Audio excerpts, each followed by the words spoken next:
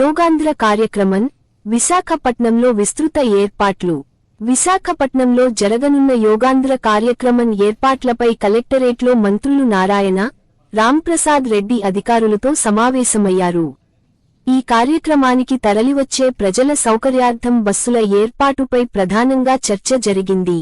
ప్రజలు సురక్షితంగా బీచ్ రోడ్కు చేరుకునేలా విస్తృత ఏర్పాట్లు చేస్తున్నారు. ఈ మధ్యాహ్నానికే ఆయా ప్రాంతాలకు బస్సులు చేరుకోనున్నాయి. మొత్తం 3200 ఆర్టీసీ బస్సులు మరియు 4100 ప్రైవేట్ బస్సులలో ప్రజలు బీచ్ రోడ్కు తరలిరానున్నారు. బస్సుల రాకపోకలు, పార్కింగ్ పై ప్రజలకు ఎప్పటికప్పుడు సమాచారం అందించడానికి ఒక ప్రత్యేక యాప్ను ఏర్పాటు చేశారు. ట్రాఫిక్ ఇబ్బందులు లేకుండా ప్రజలు సురక్షితంగా వచ్చి తిరిగి వెళ్లేలా కంట్రోల్ రూమ్ నుంచి నిరంతరం పర్యవేక్షణ జరుగుతుంది. సో వాళ్ళు చేసింది 22,000 వీళ్ళ టార్గెట్ యాక్చువల్గా 30,000. సో కొద్దిగా మీకు 2-3 అవర్స్లో అది 35,000కు రీచ్ కావచ్చు సార్.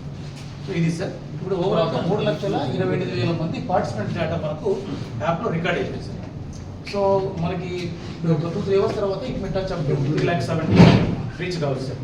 సో ఫైనల్గా మనకు ఈరోజు ఎర్లీ మార్నింగ్ వాళ్ళు బస్సులో కూర్చుంటున్నారు సార్. యాక్చువల్గా ఏం ఫీచర్స్ ఉన్నాయో ఒకటి చూపిస్తాం. ఇప్పుడు ఫస్ట్ పాయింట్ ఒకటి ప్రిపేర్నెస్ రిపోర్ట్ ఉంది సార్. ప్రిపేర్నెస్ రిపోర్ట్ అంటే అక్కడ మనకి టోటల్ బస్సులతో పాటు బస్సులు ఆ starting point pickup point reach అయినాయా లేదా, ఎన్ని అయినాయి, ఎన్ని కాదు, అలాగే ఆ బస్సుకి బ్యానర్స్ రెడీగా పెట్టుకున్నారా లేదా ఒకటి పెట్టాము సార్. దాంట్లో బస్సులో డ్రింకింగ్ వాటర్ అవైలబుల్ ఉందా లేదా అనేది పెట్టాము. ఇది టోటల్ ప్రిపేర్నెస్ రిపోర్ట్. తర్వాత ఇది మూవ్మెంట్ ఆఫ్ పార్టిసిపెంట్, ఇది క్రూషియల్ రిపోర్ట్. అంటే మనకు రేపు స్టార్ట్ కాగానే టోటల్ మూవ్మెంట్ ఇతర పార్టిసిపెంట్స్ క్యాప్చర్ చేస్తాం. For example bus number of buses start అయినాయి, ఎన్ని బస్సు స్టార్ట్ అయినాయి అది క్లిక్ చేస్తే మనకు టైం వరకు ట్రాకింగ్ కూడా వస్తుంది సార్. ఆ తర్వాత ఎంతమంది ఆ బస్సుల్లో ఉన్నారు, అలాగే ఆ బస్సులో కంపార్ట్మెంట్. మరెన్నో వీడియోలు కోసం మా ఛానల్ ని సబ్స్క్రైబ్ చేసుకోండి. పక్కనే ఉన్న బెల్ ఐకాన్ ని నొక్కండి. లైక్ చేయండి, షేర్ చేయండి.